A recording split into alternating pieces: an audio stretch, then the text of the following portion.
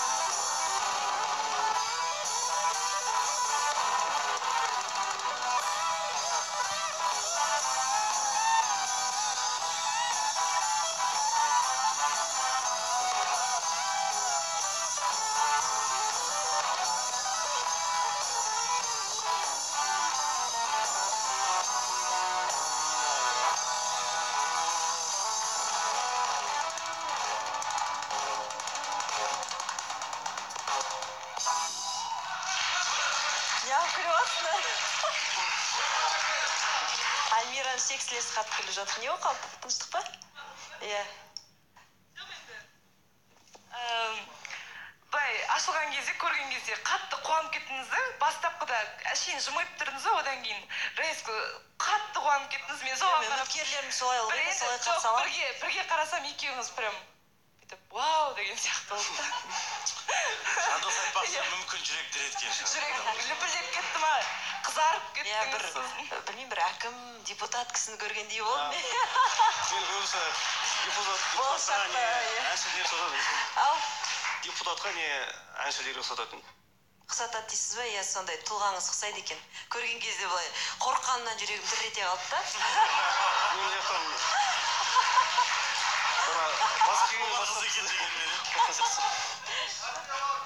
жалпы енді өмірдегі түр сипатымен, камерадағы түр сипатымен айырмашылығы қалай екен? Негізі өмірде өзім қарапайымын.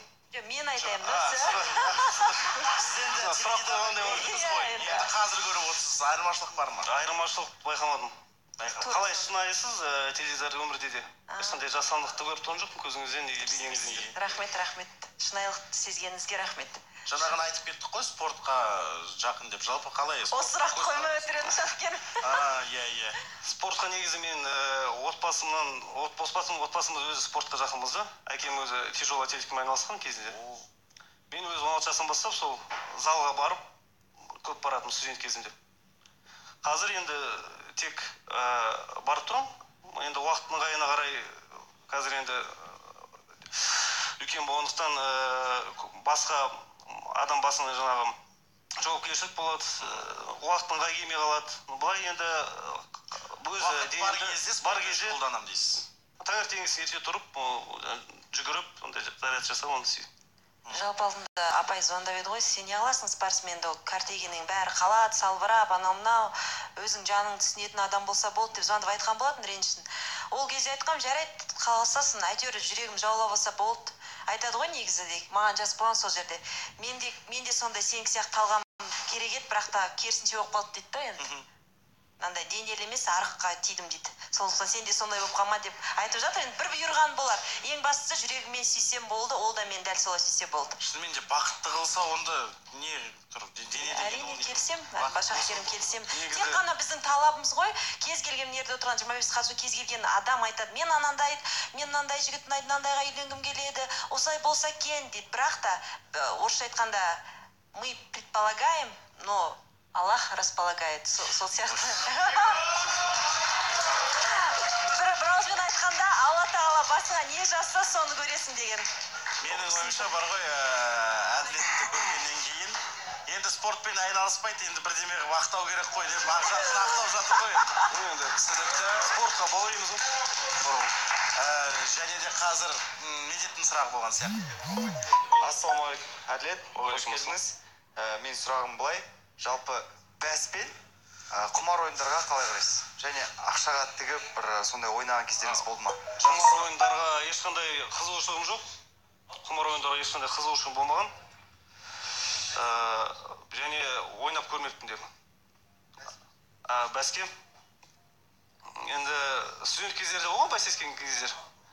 Былай енді балалардың арасында отырыстарда отырғанда. Қазір ондай бәсесу деген ондай болмаған жоқ. Түсінікті. Сәкеннің әңгімесі бітпейді әйтеуір. Кешір бөліп жібергеніме. Жандос. Негізі әділеттің шынайы ұнатып келген байқалып отыр. Шымылдақ ашылған соң кішкене қобалжып көзінен көрініп отыр. Бірақ қобалжымаңыз, талғамыңыз өте керемет екен. Алдыңғы сәтте тек сәттілік тілеймін. Өз жолыңыздан таймаңыз. Түсінікті. Қалай ойлайсың? Мүмкін сырласу бөлмесінде кеңірек бір-біріңді танып, ашып дегендей. Иә, әрине барам ғой, бірақ бір зат айтып кетсем